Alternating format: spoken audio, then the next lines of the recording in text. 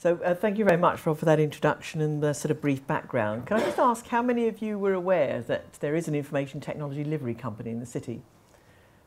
It's the 100th livery company in the city. You know, livery companies were originally set up in the Middle Ages. There are now 108, including educators, management consultants and so on. But we have a very active company, and Tommy Lubey, as Rob said, the last speaker here, also is very much involved with that. And I think for me, as someone coming with a background as sort of information technology, although having originally done geography and economics at university, it's important to see how information technology is weaving its way throughout our society, our economy. And in some areas that has an impact on equality, diversity and human rights.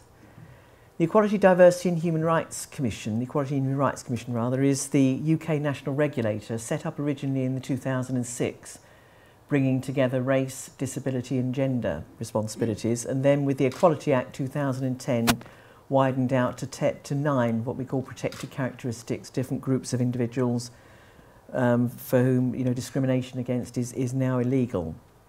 It's also an international human rights organisation, as recognised as that.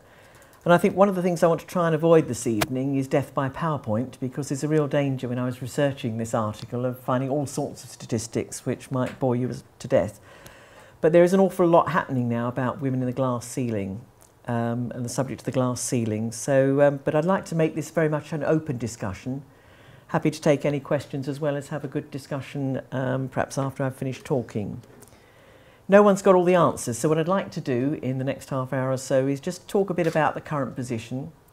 What are some of the barriers, I think, to progression of women in organisations? Talk a little bit about some of the current initiatives and then throw it open for discussion and get your views.